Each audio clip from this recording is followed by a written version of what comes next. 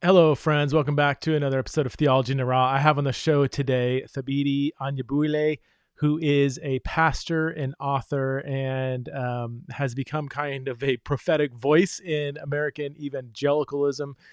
And he's currently a pastor at Anacostia River Church in Washington D.C. He has also served. He's also served as a pastor in North Carolina, in D.C., and also the Cayman Islands. He's the author of several books, many books. If you go on Amazon and type in his name, tons of books will come up. The Life of God in the Soul of the Church, The Gospel for Muslims, What is a Healthy Church Member, The Decline of African-American Theology, and Faithful Preacher, among others. He blogs regularly at the Front Porch and Pure Church. Thabiti, we've never actually spoken in person before. We've corresponded on social media, and I reached out to him recently and just said, man, I would love to have you on the podcast. He's got such an interesting story. He might be more associated for some of you. You might know him as kind of a member and maybe a leader in the Gospel Coalition. He's been a part of Together for the Gospel. But has more recently, and we get into this in the conversation, kind of focused more on his own local church context, which is in an urban area in DC. And Thabiti, this dude is loaded with wisdom. I mean, this guy's been around. He's a sharp thinker. He's got loads of experience. He's got a gentle, kind heart. And he's got a lot of stuff to say about the race conversation in American evangelicals, and that's what we focus on. We do talk about critical race theory, which I know is super debated in the church today. I think most people who talk about it don't understand it, quite honestly. And we talk about that to some extent. We talk about race relations in the church. We talk about racism. We talk about all kinds of things that a lot of people have been talking about, and a lot more people need to talk about in the American evangelical church. So I'm so excited for this conversation. He's going to say stuff you're not going to agree with. Some of you, other things he's going to say are going to make you want to jump out of your seat and scream for joy. Other things, some of you might be like, no, I can't believe he thinks that's true. And that's why I loved this conversation. I love having raw conversations about raw issues with very interesting, thoughtful, gracious, Christ-loving people. And that is Pastor T, as he's more commonly known. If you would like to support this show, Theology in Raw, if this show has provoked you to be a better Christian, to be a better thinker, if it has ministered to you in some way, then I invite you to join the growing number of Theology in the Raw supporters. This is a listener-supported show, and it's not just supporting the show doesn't just mean you support the show. It means you become part of the Theology in the Raw community, where we have lots of interesting discussions. There's premium content like once a month only blogs and podcasts that I release for my Patreon supporters. So patreon.com/Theology in the Raw.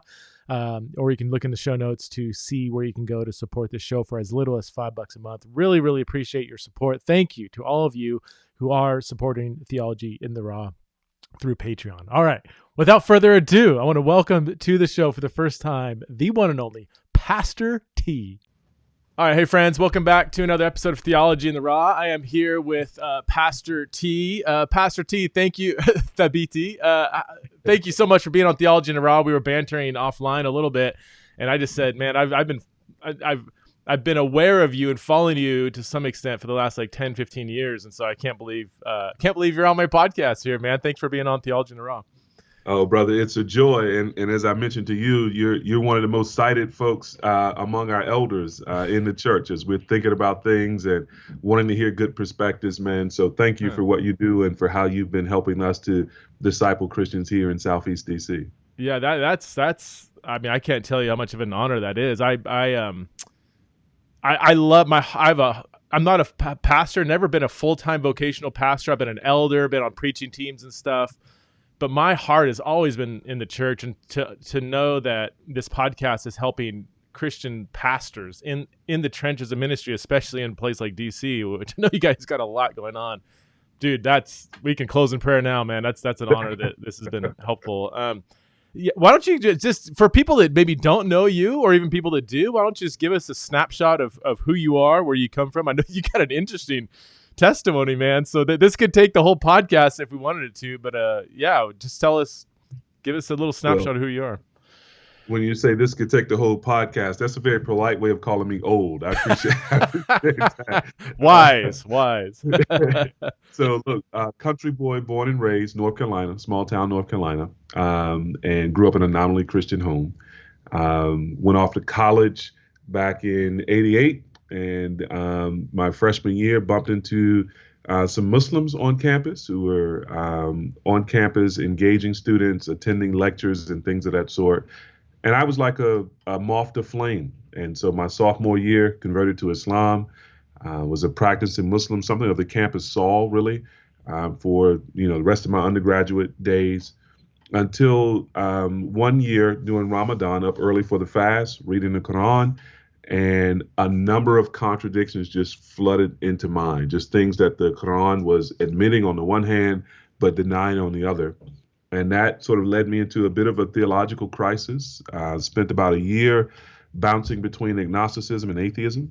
And at the end of that year, through the preaching of the gospel in a church just a few miles from where I now live and serve, preaching of the gospel from Exodus 32, God saved my wife and I that Sunday morning and brought us to faith in him. And so been walking with the Lord about 25 years or so now, been in the ministry for about 20 years, and served at church plant in North Carolina, down to the Cayman Islands for 8 years, served at Capitol Hill Baptist Church in D.C. for a number of years, and for the last almost 6 years now, had the privilege of pastoring Anacostia River Church in Southeast D.C., a church the Lord allowed us to plant about 6 years ago.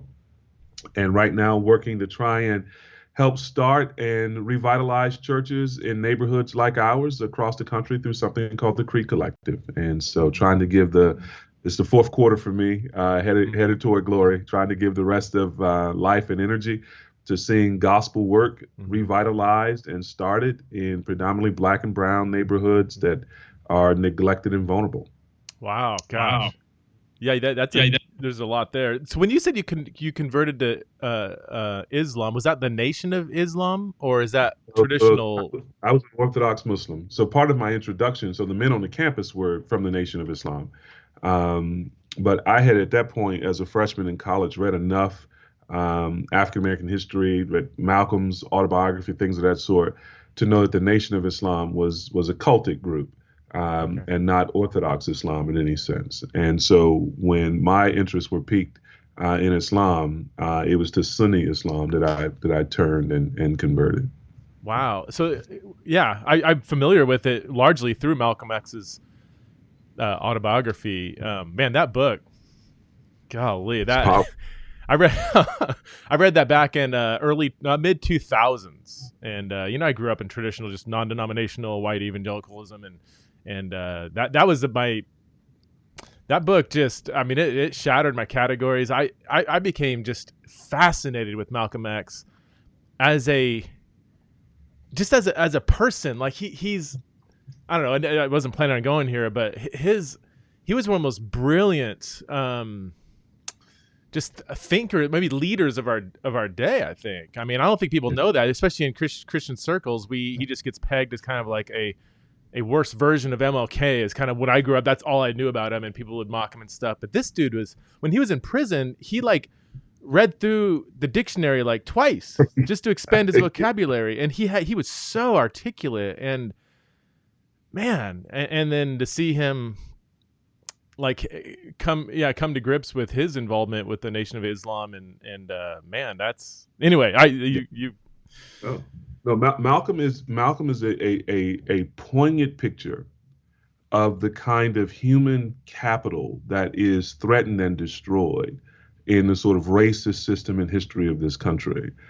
And at the same time, a picture of the tremendous resilience and overcoming Mm. that can happen in persons' lives. And that is so much of the African American story, to sort of face this ma'afa, to face this Holocaust of slavery, Jim Crow, all that good stuff, and to have so much human capacity destroyed, stunted, suppressed, and so on. And yet, through God's providence and so many other ways in which the Lord has worked in the history of the country and of African Americans, to overcome, right, and to persevere and to be resilient in the face of that. And so Malcolm, as Ossie Davis put it, is our black shining prince of manhood, and he is a fierce intellect.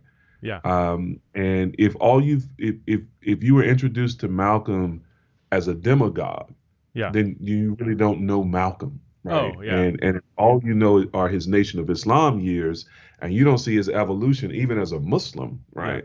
And the sort of universalizing turn that he takes, then you really don't know Malcolm. And I think, in American letters and American writing, the Autobiography Malcolm ought to be included, and everyone who considers himself well-read should have read the Autobiography of Malcolm X. Well, I saw it was rated one of the most important books of the 20th century. This is right when I finished my PhD. I did nothing but reading theology for like 85 years. That's all I did. That was one of the first non-theological books I read, and yet it probably shaped my theology in ways that I didn't predict at all. I after reading that, I went in and started reading a lot of MLK and kind of seeing the contrast between them, which wasn't as stark as some people make it out to be. Where I was fascinated is, Martin Luther King, it's well known, his individual moral character was imperfect.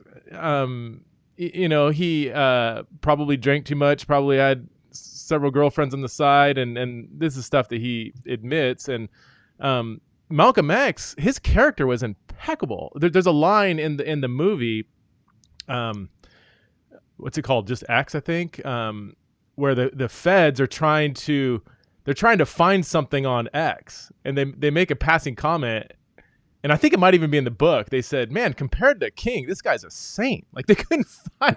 He was so morally virtuous. That they couldn't find anything on him. But King, they could find stuff on. They could talk to some girl or whatever, and this, that, and and please don't. I'm not like downplaying obviously the tremendous work King did, but X, I don't know. And people peg him as like this more militant guy. He believed in self-defense. Name me one evangelical Christian who wouldn't have the same perspective. He was not militant. Exactly. I think for me as a white evangelical, the biggest takeaway from the book was probably how truly well-intended white people in X's life were still very problematic in the way of thinking. His school teacher who loved X, but when X, was a little kid and he's like, "I want to be president," and the teacher is just really like, "Wow, it's really sweet. You probably would make a great president, but it'll never happen. Like, you're black and so find something else to pursue." But it was a well-intended white people that exposed for me how even that can be problematic. But anyway, I don't want to keep. No, that's good. I think that's right. So here's the thing. I often chuckle when I'm watching white evangelicals talk about liberalism versus conservatism, and oftentimes if African Americans somehow are brought up in that conversation, there's this great lament that African Americans vote overwhelmingly Democratic, for example, which in the sort of white evangelical landscape means liberal. And I'm just like, okay, that's just evidence you don't know black people, right? Because those categories, liberal and conservative, don't really map neatly onto us. And we are not, as a people generally, we're not enamored with white progressives and white liberals as if they get it, right? So we run into the same kinds of problems, different shapes sometimes and things of that sort, across the spectrum, right? Because our defining sort of reality historically has not been political philosophy, liberal or progressive. It's been blackness. Right. And its contact with whiteness. And so, Malcolm gosh, he's just so, in so many ways, that autobiography is just so typical of African American experience when we're bumping into white progressives or white conservatives or things of that sort. So for Malcolm, there's not much difference in terms of the impact on his life between the sort of anti-Garveyites who burned down his house and killed his dad, right? And these sort of progressive and liberals who pat him on the head and say, "Oh, it's nice. You probably would be a good president, but black folk can't be that," right? The sort of constraining, suppressing, soul destroying, potential destroying experience of that is sort of across the board. It could be more or less virulent, but it's across the board, right? And so that's been so much of African American history and experience. And again, this is why when you read Malcolm's story, there's a large part of you that goes, "This is my story." And whether or not you share his convictions in terms of religion or political stridency or what have you, whether or not you fall down in the same place, you go, "Oh no, that's a hero."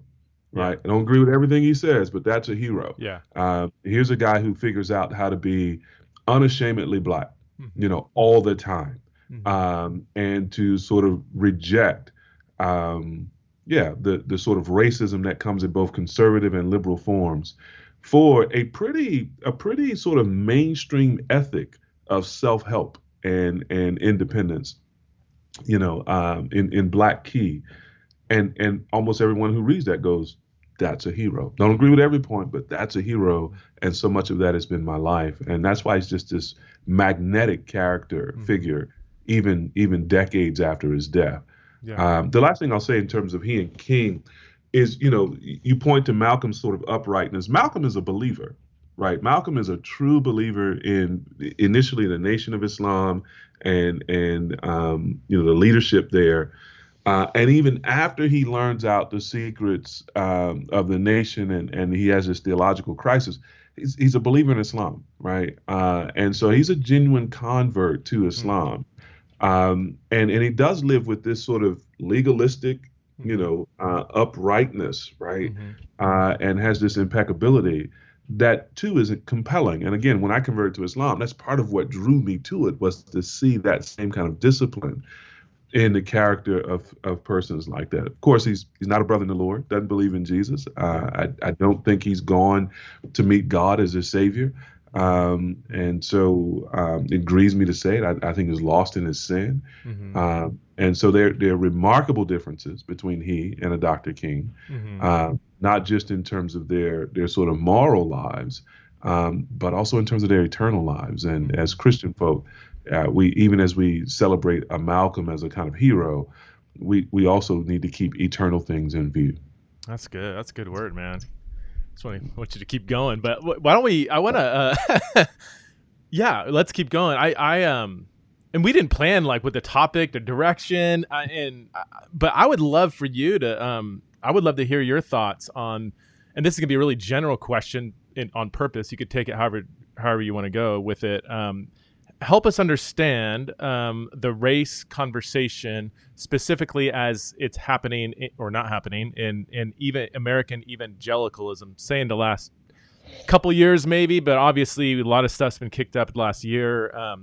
Help just pastor our audience, me and our audience, through what has become a real tense and volatile conversation. I talk to pastors all the time. They're like, my church is just divided over this stuff. But where 2 years ago it wasn't divided at all. Yeah, no, thank you for that question, brother.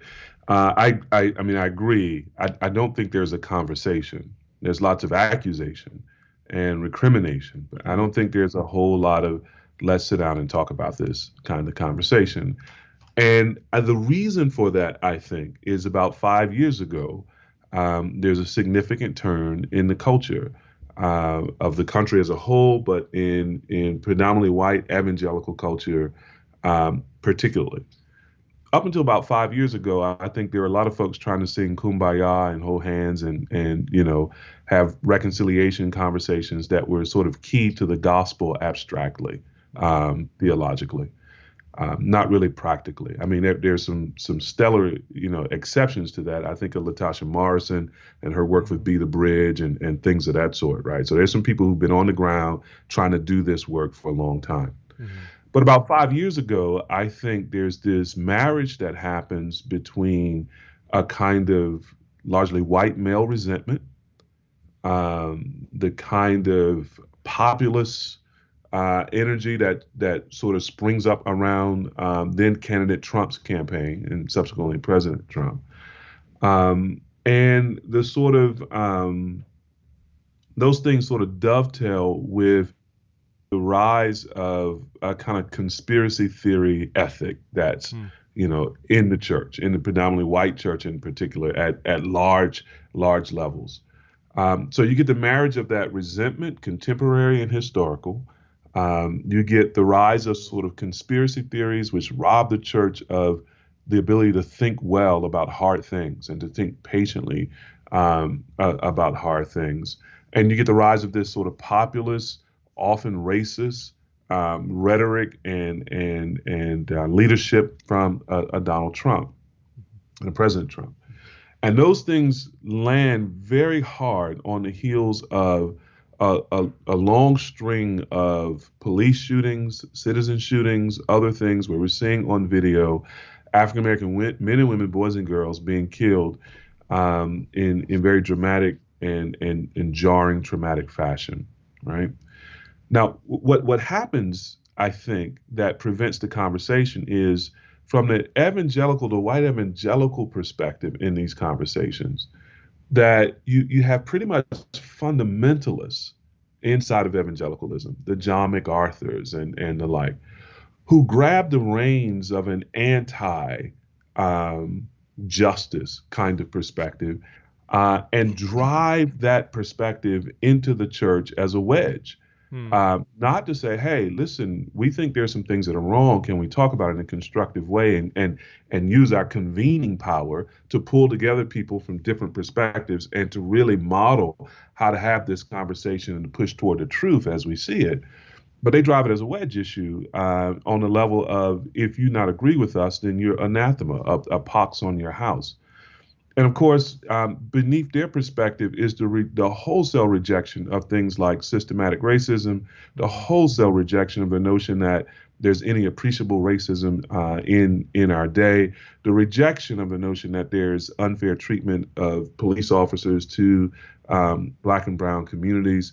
So this was, I would say, their way, veiled in theological language, of simply taking a retrograde position on racial relationships, and to do it in such a way as to literally divide churches and to divide Christians into these camps. So that's why we're not able to have the conversation, is because from the start it's broken with this sort of divisive, tribal, us against them kind of frame. And along with that, it is shaped by just this horribly inadequate, to be generous, understanding of the issues: race, racism, the history, law, society, how these things are impacted, and the demonizing of efforts, usually secular, efforts to address that history, the demonizing of those efforts, and then the assigning of those demonized positions to faithful brothers and sisters who, in the body of Christ, are trying to have the conversation constructively. So that it's a poison pill, and folks are slandered and libeled, and it's impossible to have a good conversation at least at the level of kind of national figures interacting. And I'm really saddened, Preston, because there's hardly a week that goes by where I don't hear from faithful pastors and faithful Christians in local churches from the West Coast to the East Coast, from North to South, whose churches right now are divided, who are being split, where leaders are under assault, where members are alleging certain things that just aren't true, all because they've been infected by basically this this conspiracy theory inside the evangelical church, which is this kind of anti-critical race theory, anti-intersectionality is the biggest threat to the gospel ever kind of perspective. And that's all it is. It's a conspiracy theory built on the back of a straw man standing on top of sand. It's ridiculous. And it has a distinct smell of sulfur, brother. Wow. I think the enemy has had his hands in this in a very destructive way. Gosh, there's so much there, man. Can you unpack and this is something, because I really am approaching this from a student, a learner. I'm watching the discussion. It's not my full-time gig, you know. It would take me years to even get my arms around something like critical race theory or critical theory. I've got a buddy, Ed Uzinski, who did a PhD basically in American Studies at Bowling Green University. And basically it was a PhD in critical theory. And so he's helped me kind of work through it. And what I love about him is he's so nuanced and so careful and so thoughtful and so well read that even talking about critical theory or critical race theory as one thing is just shows that you don't know what you're talking about, you know? That's right. Exactly right. But can you, for our audience and for me too, I mean, I can you maybe unpack the concerns that the anti-critical theory form of evangelicalism is raising? Like, why would they say this is the greatest threat to the gospel? Because I'm sure you've had to get inside of that, kind of the other side, and I would love for you to unpack that. And then how would you respond to that, maybe? Yeah, let me maybe suggest that there are two or three concerns that seem to me to be animating different actors in this discussion. So there are some folks who are driven to this discussion and their opposition to CRT because they are concerned for the people that they know, and by extension people that they may not know, who seem to have left the faith.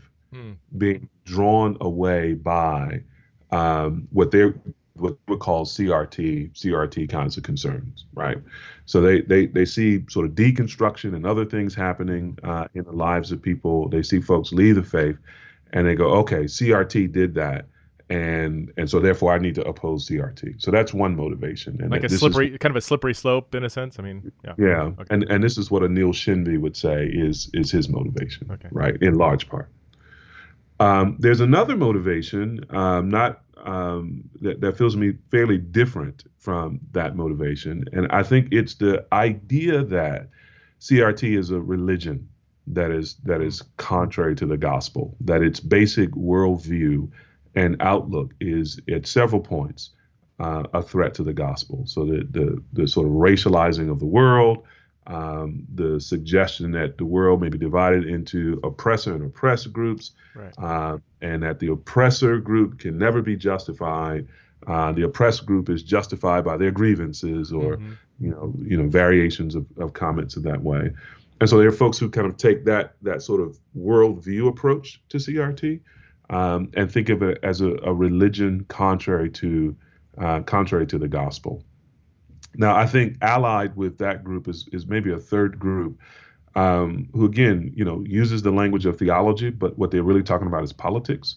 And this is a group of folks who are just politically concerned that some of the things that fall under the banner of CRT, as they understand it, are just not good for society and the country, right? And so whether they would put, say, defund the police, in that category, or Black Lives Matter in that category. These are groups in their mind that are associated with CRT, whose positions on, say, policing or certain public policy seem to them be unwise, unhelpful, destructive, also contrary to the Bible. And so that needs to be rejected. And so I think you get all three of those kind of motivations driving people in this sort of anti-justice, anti-social justice, anti-CRT kind of conversation.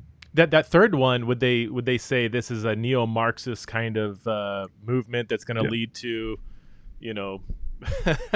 where that has led to with all these other countries, which ends up killing millions of people and so on.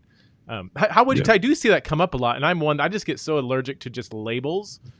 So when I hear Marxist, whatever, I'm like, what do you like? do you know what Marxism is? Have you read Karl Marx? Like, what exactly are you saying? Because and this happens from the left and the right, these slogans that even something like white supremacy or on the left, or, cultural Marxists on the right. And I'm just like, let's just back up and let's tell me exactly what you're trying to say rather than give me a slogan. So, Right. oh shoot, I was going to ask a question, but yeah. Okay, Well, so how about this? Would you is there any of those three kind of maybe concerns that you would like resonate with, but then point out some inadequacies, or is there any part of the concern with CRT that you're like, no, that's a good concern to raise, if that's a fair question? Well, I think these can be good concerns to raise quite apart from CRT. Okay. Right. So there's nothing, in my view, inherent to CRT that sort of produces these concerns in some inordinate way. Right. So we ought to be concerned about anybody leaving the faith for any reason. Right. That's an appropriate Christian concern. We ought to be concerned about any sort of rival claim to salvation and eternal life, or rival claims to the gospel, the Bible's basic teaching about life and eternal life, right? So any of these things, just principially, are things that Christians ought to sort of have a concern for. For me, the question is, are these accurate representations of what's really happening? And are they accurate representations of CRT? So, for example, take that first group. It says, hey, I'm really concerned about people leaving the faith because CRT. And my question is, wait a minute, those people you're talking about, have they actually read any critical race theory? Have they actually been engaged in that? Are they actually self-consciously saying, I am now deconstructing my Christian faith and on the way out of the faith because I read something in CRT? Or is the trouble really that they have run into racism in your church and in this sort of evangelical sphere, and that has caused a negative reaction to the church and the gospel? Right. So CRT might have sort of entered into the conversation in some places, but usually it's entering into the conversation because it's intended to redress racial inequity. Right. And in a context where the church has been historically and overwhelmingly silent about racial inequity or participants in it, in causing it, okay, there's a huge vacuum there. The problem isn't CRT as such. The problem is these folks have had encounters with racism inside the church where they rightly thought it should not be, and where they rightly thought there should be some help in addressing it. And they were failed on both counts. And it's that notion, that form of the Christian faith that they have been rejecting. And it's not CRT's fault. And so when these folks sort of joust with CRT and make light of the experience of racism and injustice in predominantly white evangelical circles, they're just compounding the problem. Yeah. Right. They're just sort of proving the problem to that person who maybe wrongly is saying, because I've had this experience, I need to leave this faith. And I don't think they see that. I don't think they see that. And so CRT becomes this whipping post, but really the prior problem is racism in the church. Yeah. Right. It's longstanding problem. Or take the second group, who wants to say that CRT is a worldview and a religion that needs to be rejected.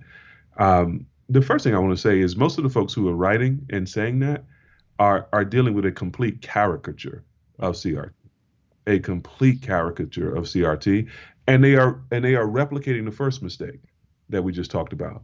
They are not putting forth positively, constructively, an agenda or proposal for dealing with the real world problems of racism and whatnot. They are eliding that. They're sliding over that simply to take a position about what they're against, right? And so they recreate the same problem the first group had at sort of another theological level. And insofar as they're dealing with a caricature, they're not even dealing with CRT and what it's for. So critical race theory gets its start late 70s, 80s, Derek Bell and others as founders. What they are really dealing with in its origin, and the listener needs to keep in mind that it's not a social theory writ large, right? This is a discipline inside of law. It's a legal discipline What they are really dealing with inside of law is this question: how is it that we could have civil rights gains from the Voting Rights Act and Brown versus Board, et cetera, and 2 or 3 decades later, the 70s and 80s, be suffering such significant civil rights losses in the rolling back of those civil rights gains, in the sort of retrenchment of programs into an anti-civil rights kind of stance and effect? How is it that the Reagan Revolution brings about, right, these sort of rollbacks on progress and equality, right? That's what they're struggling with. That's what they're trying to answer. And what we're saying, and what CRT is saying writ large is, okay, we need a different set of spectacles with which to view the law. And here are some ways in which we have to sort of approach the law in order to understand it properly and to respond to it. Number one, we have to understand that it is the law that has created the construct of race itself, right? So our problem with racism is a legal problem, not just in the explicit old laws of white only this and colored only that, but also in the operation of race neutral laws that produce racial disparities of various sorts, right? So your law doesn't have to be Jim Crow racist in its language in order to have racist effects in its operation. So that's one premise. The other premise is, listen, that racism is endemic to the country, that in the entire society, every aspect of the society, racial prejudice, racial bigotry, racial favoritism, etc., has been baked into the walls of this thing, right? And so the default posture is not, let's assume everybody's equal and everybody, has a fair shake. If that's true, then the default posture ought to be a critical posture, of examining, looking for, interrogating, so on and so forth. And we could go on with 5 or 6 such in that way. I didn't want to cut you off. I wanted to have you unpack, like when you said even the race, because I've heard this before and I can't get my mind around it. And I'm not I'm not a political scientist. I'm not an economist. I don't have, these aren't the disciplines that my American history is even not very very thorough. I've been reading too much theology my whole life. So obviously we don't have Jim Crow type laws, but you're saying even these kind of quote race neutral laws have something built into them that is contributing to the problem of keeping specifically Black people from flourishing, maybe economically or even just. So to make that real concrete, let me give you an illustration. It's a well-worn illustration. Many folks will know it. Think, for example, about the sentencing requirements during the war on drugs for cocaine use. That if you were caught in possession or distribution of crack cocaine and sentenced for that, it was 18 times the length of a sentence for powder cocaine. Now, those laws don't say anything about Black and white people. But guess what? Guess who was using crack cocaine and guess who was using powder cocaine, right? So powder cocaine addiction got treated like a medical problem by and large with treatment. Crack cocaine addiction got criminalized and got treated like a crime problem with prison. That breaks out pretty neatly along racial lines, right? Even though those are race neutral policies. Well, it's more divided across socioeconomic, right? So even if it was like 80% people busted would be of color, 20% white, the common denominator would be socioeconomic, not explicitly race. But you're saying just, am I right there? Is that a good way of framing it, or am I missing something even by? Well, no, I think surely class is an aspect of that, but in terms of sort of preferred use, if you will, I think that breaks out fairly strongly along sort of racial lines. But so let's switch the example. Let's talk about marijuana use. We know that as a proportion of their sort of population or group, Black and white folk use marijuana at almost essentially the same rate. But when you then look at the stop, search, arrest, prosecution, sentencing rates, vast disproportion between black and white at every place in the criminal justice system, from a police stopping you, searching your car, arresting you, to a DA deciding whether or not to prosecute you or to plea you out and what sentence you get. Vast disparity. Now, again, nothing on the books that's sort of saying, hey, we're going to treat black people this way and white people that way. It is a race neutral policy. But it does not have race neutral effects in the system, right? Yeah. And this is what we talk about when we talk about systemic racism and systemic biases in this way. And this is why for these biases to play out in terms of actual impact, one does not have to be self-consciously racist and personally racist in personal attitude, right? All one needs to do is what the system does. And systems have a way of creating behavior, of guiding and circumscribing behavior. They become cultures in that sense.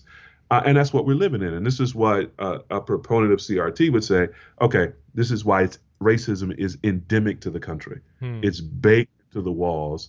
And unless you take a critical posture to it, you simply replay these systemic injustices. You simply replay this racism that's baked into the wall, even if you as an individual aren't necessarily, in terms of your individual attitudes, actively expressing a racist attitude toward black people or Hispanic people. And that's the difference, because most white people I know, I would say including myself, when I hear racist, I think that explicit, that uncle at Thanksgiving that's telling all these black jokes, and if a black person moved in the neighborhood, he would be like really upset, like he if he talked to somebody at the grocery store, black checkout, he's going to treat them different than a white person.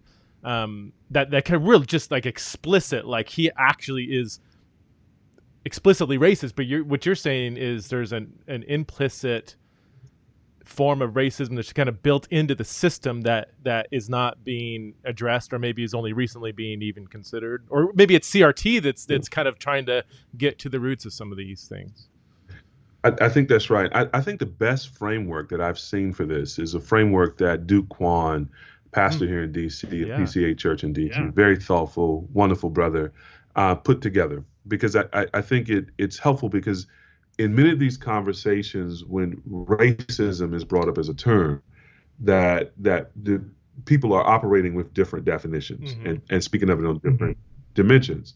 So Duke, in this framework, if you imagine a 4x4 kind of grid, across the top, he's got 4 categories. He talks about these are social dimensions of racism. So he talks about an internal dimension, which is attitudes and beliefs.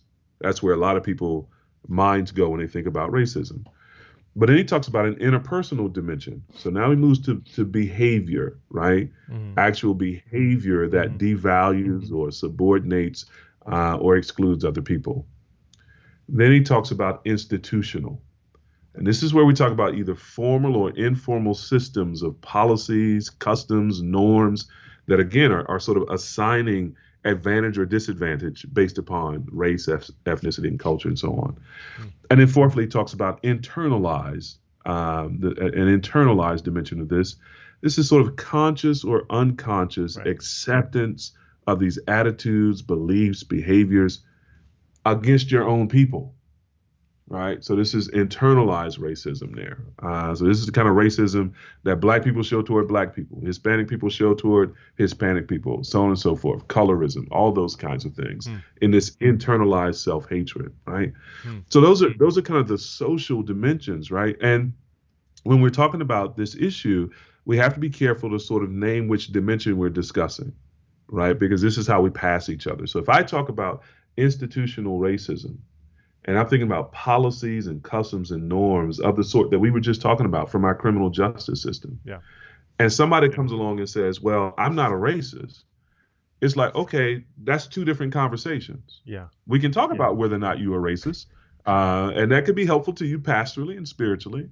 But actually, that's not going to solve the problem with the institutional issue, where we need an institutional level analysis, where we need to think about policies and customs and norms and their impact, not just their intent, but their impact on people groups, and whether or not that's happening in a systematic way. And let me say one of the words right there as a former social scientist. When I talk about something being systematic, I'm not just saying it belongs to a system, like a legal system or an educational system.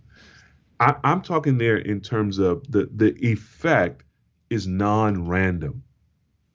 The effect is systematic in the sense that it will produce this outcome ordinarily, systematically, in a non-random fashion. So if you were to throw 10 people, 10 black people, 10 white people, 10 Hispanic people into our criminal justice system, if that system was really blind, then what you would see are sort of a set of outcomes that are roughly equal for each of those groups, Mm-hmm. right? In that sense, it's non-systemic. It's random. But if you picture this on a curve that the curve for white Americans is pretty flat at level, say, call it level 1, and then for Hispanic Americans it sort of goes up over time to level 5, and for Black Americans it goes up, it shoots up to level 10, and that's just happening consistently and predictably in a non-random way. That's what's meant from a social science perspective Mm-hmm. about something being systemic, right? Yeah. And that's what we're getting with our systems here. It is systemically producing non-random results of disparity Yeah. for people of, and Su- that's what needs to be addressed. Dude, this is like seriously one of the clearest explanations I've had a lot of these kind of conversations, and half the time I'm trying to get my mind around. This is super helpful, and I hope it is for the audience too. How would you let me just try to formulate my question. If I word things off or even offensively, let me know. But like, where, because on the I guess for lack of better terms, I don't love these categories, but the conservative argument is usually like, at best they'll acknowledge some systemic issues. You can't go through hundreds of years of slavery and Jim Crow and lynching and all this stuff and say, oh yeah, that's gone now and has no lasting effect. I don't know anybody with any kind of social scientific awareness who would say that has no lasting effect. Like it ended in 1968, but they would say there's a huge issue of like personal agency, and you have South Chicago and stuff going on there that has to do with individuals sinning too, and children being born to single moms and fatherlessness and all these things. How would you, I guess my question is the relationship between the systemic structural issues and personal agency. How would you address maybe both of those? Yeah. Would you say it's a both and, or it's way more a systemic thing that's causing bad decisions on the personal side? Or Yeah, I think the best treatment I've read of this question is William Julius Wilson's book, More Than Just Race. Okay. Short book, easy book. In some ways, it's a summary of much of his decades of sociological research and economic research. And in one of the chapters, later chapters, he takes up this question because he was often being challenged by this very question as he was conducting this research over the years of how much of say the outcomes we see in African American life, how much of that is attributable to what sociologists at the time were talking about as sort of culture of dysfunction, right? And how much of that is attributable to these sort of larger macro factors and systems and things of that sort. And I think Wilson is right when he says, yeah, both of these things matter. But from a social science perspective, at least, what the research is telling us is what matters most are these larger macro and system kinds of issues, right? And let me tell you why I think that must be the case. It's not that individual personal agency doesn't matter. So I want to emphasize that. And in fact, I want to go a step further and say we can point to examples where by the use of agency and God's kind providence, many individuals have escaped some very difficult circumstances, right? So there is not only agency, but there's an efficacy, there's an effectiveness to agency in many circumstances, but not all. And I would argue, but not most. And the question is why? Well, one simple response would be to say, because some people aren't trying or haven't tried the right thing. I don't actually think that's true. I live in the poorest neighborhood in Washington, D.C., and what I can tell you is I see folks taking a bus to go to work, working really hard to try to make ends meet. Yeah, maybe they've made some bad decisions here or there, but they're not lacking effort, right? And they're working 2 or 3 jobs. They're getting jobs as they can, et cetera. But here's what else I see in my community. I see a lot of young African American men and women who have now submitted their 400th application Mm. for an entry-level job, but they've got to check the box, or they've got to declare they had some criminal background history. And what the good folks over at Prison Fellowship will tell you is, again, evangelical, white organization, so not biased. What they will tell you is those folks who are leaving our system of incarceration, returning citizens back to the community, face thousands of barriers, governmental policy barriers to getting back into the workforce, getting back on their feet. And until we sort of address those barriers, then the overwhelming number, right, are going to have their ability to thrive and flourish curtailed, by that system. It's just another illustration of the systems are bigger than the individual, and the systems press in on the individual. And the systems, in many cases, sort of delimit what the individual can do. And oh, by the way, if it's an individual who is not starting from a blank slate, but actually born in certain circumstances of lack and need and poverty and brokenness, they're not starting at 0. They're starting at -10, -20, -100. So they've got to overcome mom and dad's addiction. They got to overcome mom and dad's housing instability. They got to overcome mom and dad's spotty employment record, just to get to 0, to get a start, right? No. And so I think many people have this idealized notion that someone is born and they're born without a context, and they've got this clean slate, and now they've got a chance to do all the great things that people are free to do, in this world, in this society, and pursue the American dream, not realizing that actually nobody's life functions that way, right? Nobody is born that way and enters the world that way. And unless we sort of if we want to have a just society, we've got to attend to those injustices at the starting point and across the lifespan. And we've got to sort of try and work for a system that really is equitable. And we don't have one. We've never had one. We've got one that's better than a lot of other places and a lot of countries. Praise God for his providence. But we're working for a more perfect union. And we need to take that to heart, particularly as Christians who believe in a real fall and believe in a real depravity. Yeah. That's helpful. I do have a question. When I hear your name, Pastor T, to me, my mind goes, Gospel Coalition, Together for the Gospel, which is, I think was that started by or co-organized by John MacArthur, who also is authored this critique of social justice that seems to really much clash with basically everything you're saying. Where are you at in your kind of evangelical identity? Is maybe the wrong term or whatever. Like, are you still part of those communities, or how? I mean, how would the SBC or Gospel Coalition respond to everything you're saying now? Would they be very sympathetic, or have you kind of moved into a different kind of subcategory of evangelicalism? Yeah, this is probably the first time I've said this publicly, but I don't regard myself as an evangelical any longer. Okay. This is not my tribe. It became clear to me after in 2015, 2014, after Mike Brown was killed and the string of killings that happened there, that I was sort of in a space where there were a lot of people that I agreed with in terms of our formal theological commitment, but we were sort of miles apart in terms of our sort of understanding of the social and political world and what should grow out of that theological commitment. It seems really clear to me that there are people who believe in an evangel, but have cut that off from the ethics of the Bible. And I really want to live in a space where people hold to the good news of the gospel and walk in the good works that God prepared beforehand for us to do. So we need an evangel and an ethic that come from the Bible. And I think I look up and I see that there are people that I agree with on the ethics, but we don't share the same gospel. And I see some people who formally I hold the same gospel with, but we don't agree ethically. And I'm just sort of looking for that tribe of people with whom I have both.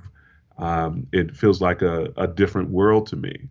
So if I'm to zoom back 15 years ago, then someone like my dear sister, whom I have just come to love to pieces, though I've never met her, Someone like my dear sister Beth Moore would be vilified in certain circles that I traveled in. I've been in rooms where her name was used as a byword, and I'm ashamed that I didn't challenge folks when that happened. It can't happen again around me. I tell you that. And so she would have been vilified, and I would have been in a room with a John MacArthur, having fellowship. And John's a lovely guy. On a personal level, I love John, but we are miles apart on what we think the gospel demands regarding justice. Beth emerges as this lioness of gospel and justice and truth and righteousness because she cares about those things and cares about people, right? Not because she's gotten any more book deals, she's got any more notoriety, and she didn't need those things, right? So I'm watching this woman who could have stayed in Texas doing her thing with women and enjoyed being Beth Moore for no upside. Say, you know what? This is wrong and that's wrong. And I'm going to speak out about how we're treating women and how we're abusing little kids. And I'm going to speak out about, racial matters and justice and acquire this real prophetic stance in the best sense of the word, and be vilified by these same guys who claim to be gospel guys, right. Who seem not to know the gospel as it applies to how you treat women and care for the vulnerable. So I rock with Beth all day long, right? And other cats whom I love and we disagree theologically or politically, doesn't mean I hate them. I don't, right? But we have a sharp disagreement. I'll let them go their own way, and I'll by God's grace chart my own way, a different way and direction. Now, one thing I also want to say here, since this is the first time I've talked about this publicly, is when I talk about stepping away from evangelicalism, I'm not talking about stepping away from men and women who themselves are evangelicals, who are dear to me, who are friends to me. I have a high view of loyalty in friendship, and those folks continue to be dear to me. They don't necessarily line up with John or line up with me for that matter. What's important to me there is the relationship and the friendships, which I maintain and hope to maintain, even as I sort of say, no, actually, in terms of this movement called evangelicalism, I'll let other people invest their life there. I'm going to go see if I can serve communities like my own.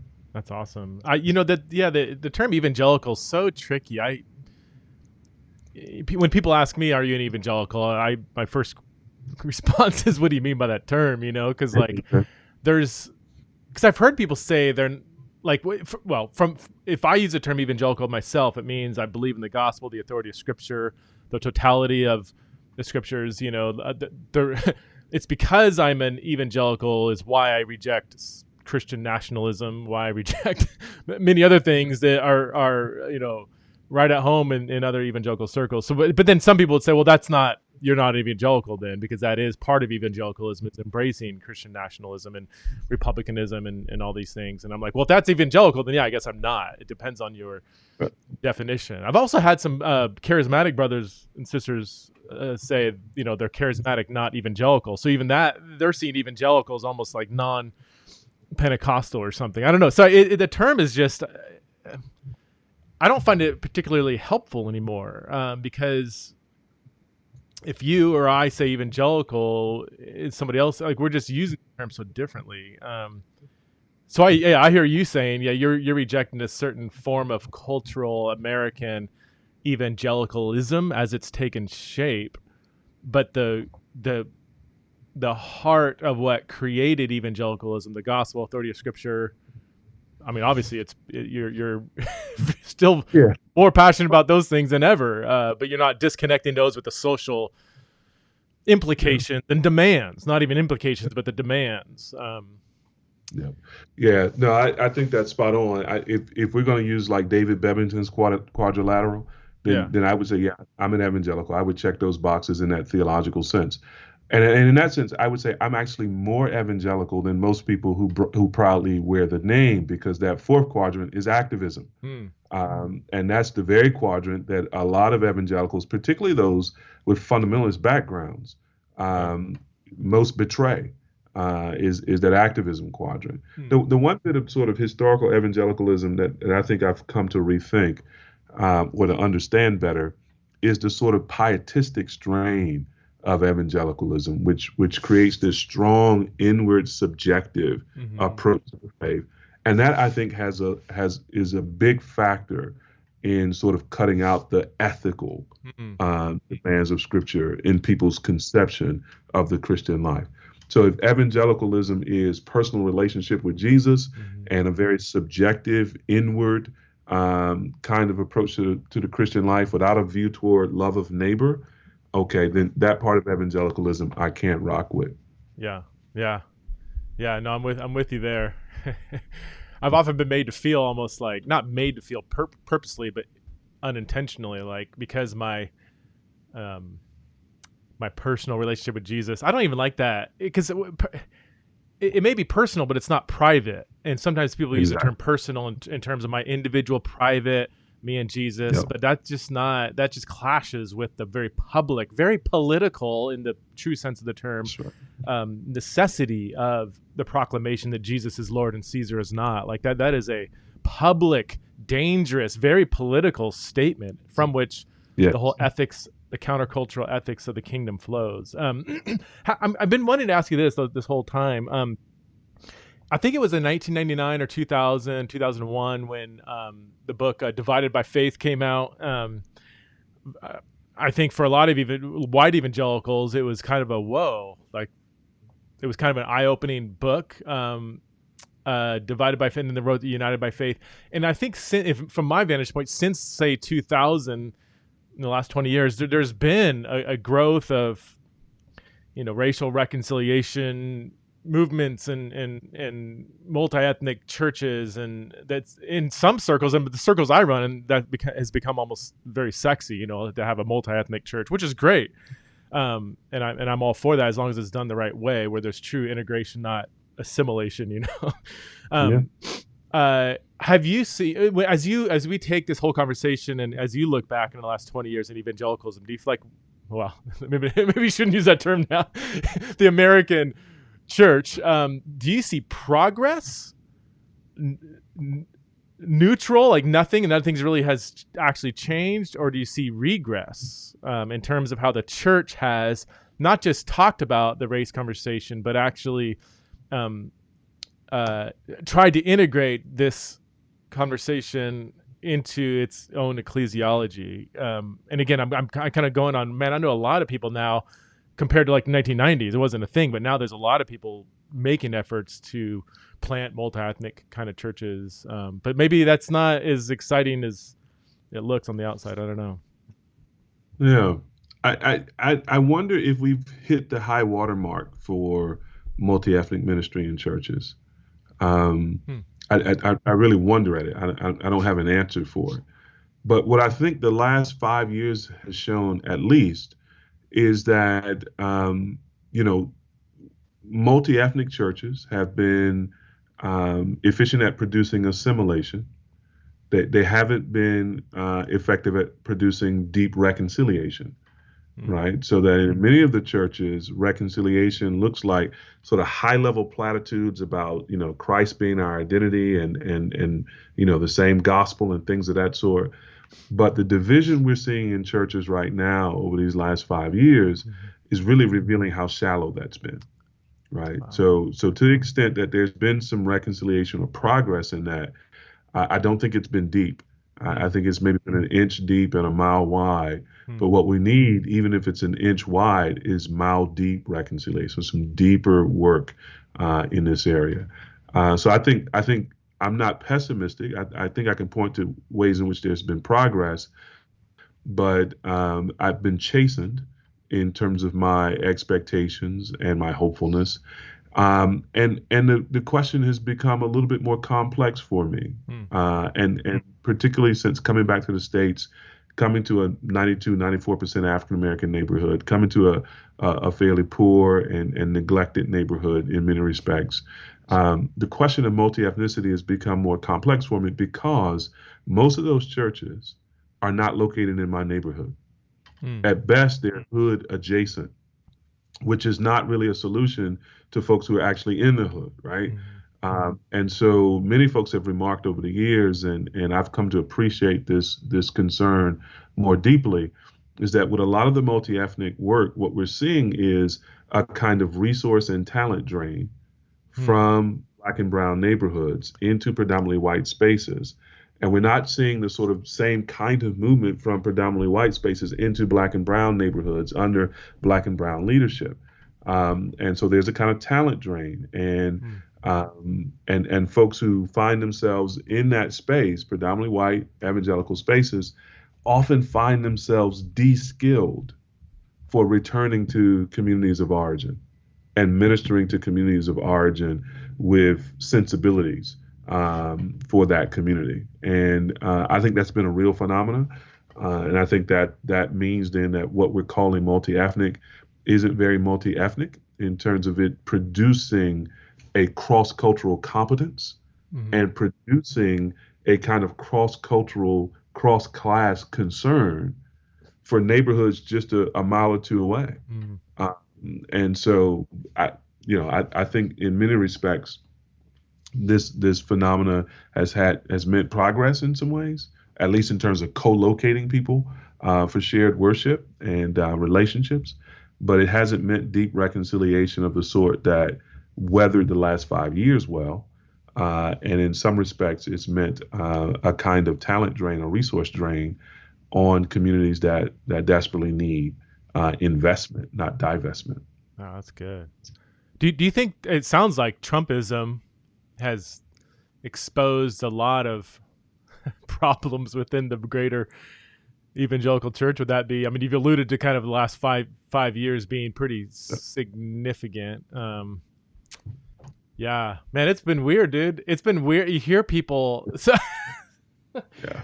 I mean, people that I would not expect it from, will talk about some things going on, and yeah, I use the term conspiracy theory a lot. I try not to. Again, it's another slogan. I don't want to just slap on people, but man, I'm like, you don't really believe that, do you? Right.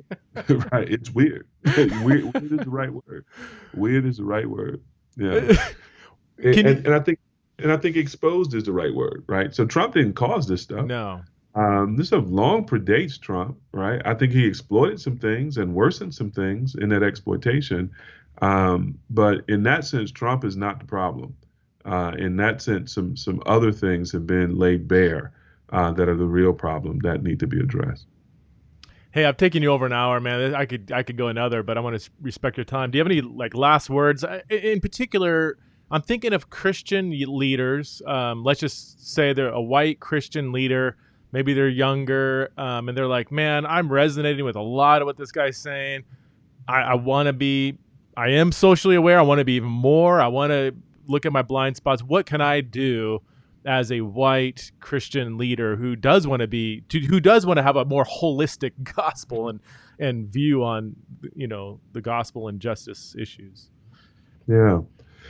I'd say, first of all, I praise God for the brothers, the white Christian leaders who are already leaning into these things and endeavoring to be faithful. I know you can feel like you're alone sometimes, but you're not. The Lord has a faithful people out there. And so I just want to say, keep going. And those who are thinking about sort of leaning into these issues and trying to minister, I would say a few things. Number one, count the costs, right? You need to be prepared to lose your job, and you need to be prepared to lose 25% of your church, right? And so that's actually happening in a lot of places right now. So count those costs. Number two, pay the costs. It's more important that you love your people than you keep your job. And love your people looks like teaching them the truth lovingly and leading them graciously toward the truth. And you want to be committed to a revolutionary patience in doing that. And you want to be committed to paying the costs, because we have to stop protecting our people from their Bibles, right? So a lot of what the Bible teaches, our people aren't getting, right? You probably got a congregation full of people who spend a lot of time in the Gospels and in the letters, but have never been in the prophets, right? And never had the prophets rightly preached to them in light of Christ. And so, I think Swanson's book, Rediscipling the White Church, required reading. I would commend that to you. and to serve your congregation out of much of what he recommends there. But yeah, count the costs, be willing to pay the costs, take the long view, lead with your Bible, teach the word of God, line upon line, precept upon precept. Recognize that your people, if they're affected by what we've been talking about here, whether they're on the left or the right, they have a hearing impairment. So anytime they hear you emphasize something that sounds like individual responsibility and agency, that sounds conservative to them. So they hear conservatism and they feel in conservatism. Or anytime they hear you talk about racism or systemic injustice or those kinds of problems, that sounds liberal to them. And they hear liberalism and they feel in liberalism. So you got to recognize that as you address these issues, you probably need a new vocabulary. Don't be lazy with the vocabulary. Define your terms, as my brother has done in this podcast so often today. Define your terms, define it from the Bible as best you're able, and just put their noses in the book. And if they come up kicking, ask them why they're kicking against the goads. They're not kicking against you. They're kicking against the book, against the Bible. And so give them the whole book and love them well and try to lead them to a full expression of the Christian life. That's going to be for their good. It'll be for your joy. That's a good word, man. You are a pastor, man. It's my joy. where could people find your work? You got a website, part of a group. I know you guys do a lot of blogging, write articles and stuff. And yeah, they don't need to find me, man. I would say go to your church's website, listen to your pastor, listen to his sermons, and plug in with him. And I say that in all seriousness because I think part of what I'm seeing is there are people who are believing online personalities that they don't know over the pastor that they have known for 20 years, right? And that's part of what's messed up about what's going on right now. And so I would say, hey, listen to your own pastor, click in with your own leaders there, enjoy their ministries, act as if there is no internet, and really be local in that sense. Now, if you really want to find something that I'm passionate about and want to learn more about, then go to thecretecollective.org. CRETE collective.org. Learn about what we're trying to do to plant gospel churches in neglected and vulnerable Black and brown neighborhoods. We'd love to have your prayer, love to have your support there. But I'm just more and more, the older I get, the more convinced I am that the best stuff that's happening is happening in our local churches. And so to plug in there and enjoy Jesus with your covenant people. Thanks so much for being on the show, Pastor T. And we got to do this again, man. Amen. Would love to. Thank you for the privilege, brother. Yeah, my pleasure. All right.